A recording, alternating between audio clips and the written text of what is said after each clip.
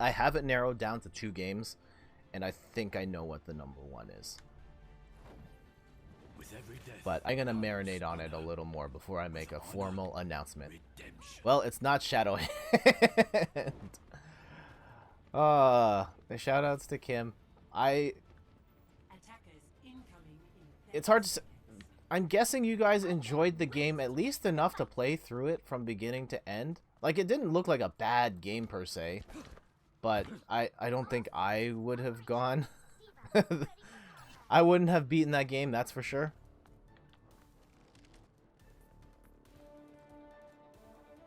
Kim can't leave a game unfinished. Oh, man,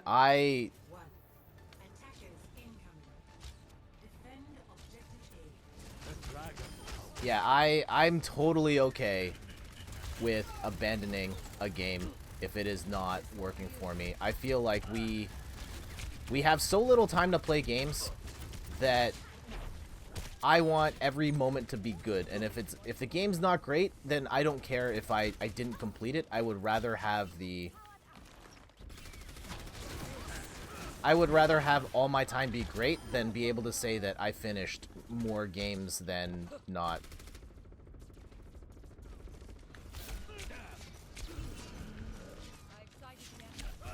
Ah! Don't have the free time to play rubbish games. Yep! That's my stance. But hey, to each their own. If Kim wants to play Shadowhand from beginning to end, then that is on her. Kim is a shade.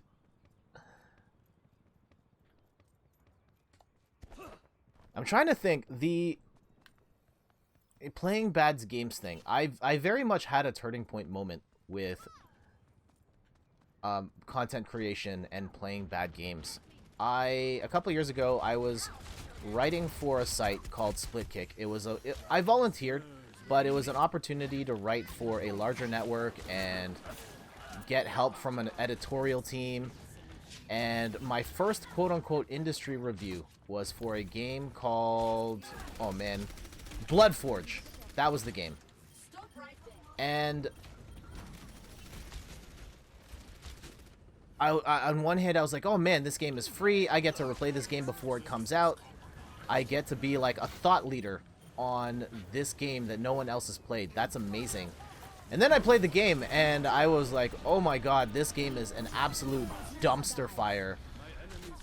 I don't want anything to do with this game, but because it was technically my job, I had to play it from beginning to end, and I still think about that experience of playing that particular game as one of the most miserable times I've ever had playing video games.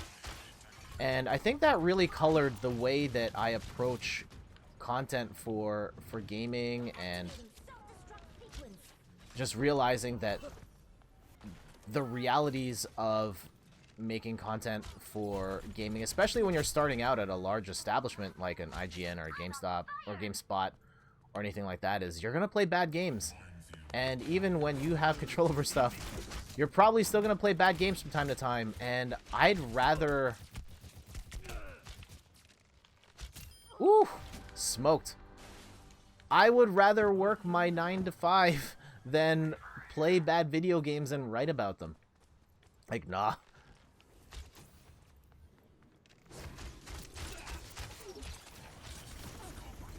Uh-oh.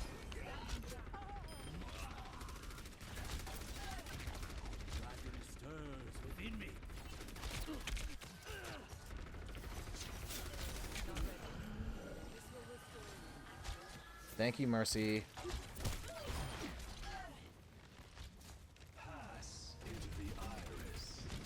Yeah, there have been a good few times with Kim. I enjoyed the Division 2 loads. Awesome. I felt like the conversation around that game kind of just came and went, even though I get the sense that the Division 2 is definitely a better game than the Division 1. I only played... Yeah, I only played the beta of the Division 1. I thought it was okay, but I just never got around to it.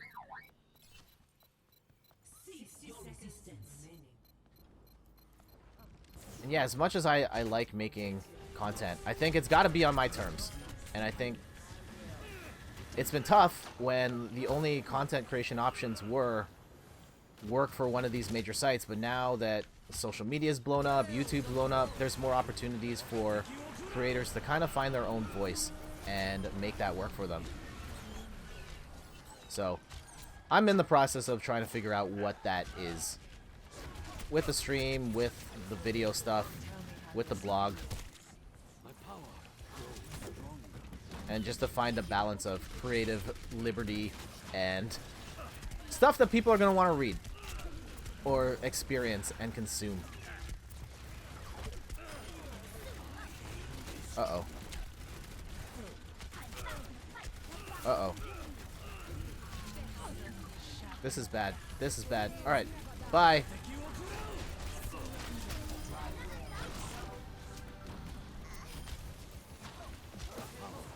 Ah! Guys, stop moving. There we go. Woo! I came partly way into that, but video game reviews based on score drive me insane. Yes. That's part of why I personally don't put scores on my site. I think that I understand from a user's perspective why scores are a thing. People want to be able to see at a glance how good is this game, and then use some sort of metric to compare one game versus another game. But that doesn't always line up. Just because I give, I don't know, Tetris 99 a 4.5 and Fire Emblem Three Houses 4 doesn't necessarily mean Tetris is the better game. Well, it might be. That's not the best example. But yeah, gaming comparisons aren't necessarily apples to apples like that. If it's below an 8 out of 10, that's considered a failure. I think, yeah, you're right. Part of that is the consumer's fault, like, not understanding the scales as conceived. But I think the industry, like,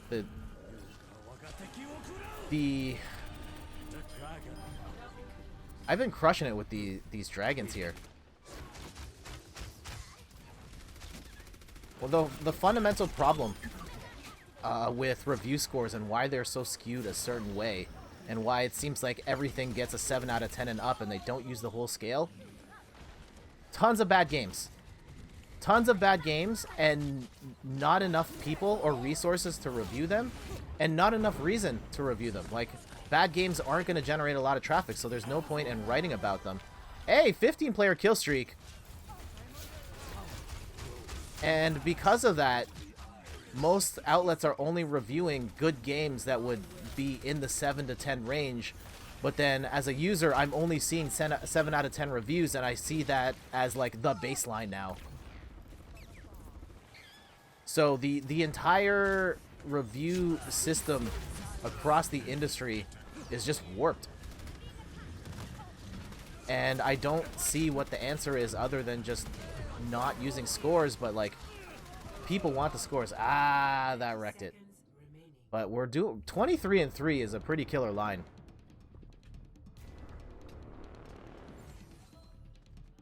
I must reclaim my honor.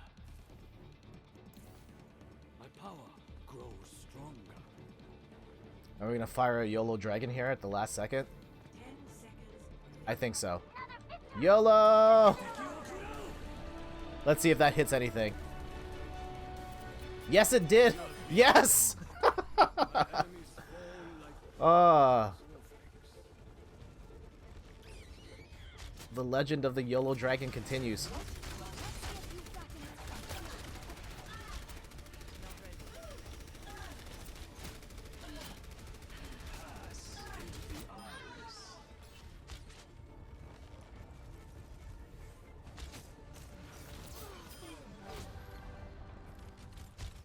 There we go.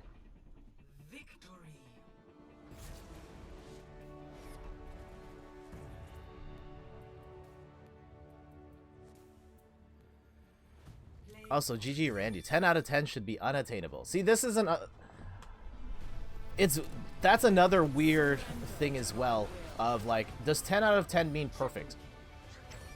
Because, let's say 10 out of 10, 100%. I can understand the argument of 10 out of 10 being perfect, 100% can attain. But, like, in a 5-star scale, no one expects a 5-star movie to be perfect. On a 100-point scale, like IGN uses, then yeah, 10.0 seems really hard. But IGN also doesn't describe 10.0 as perfect. They describe 10.0 as a masterpiece.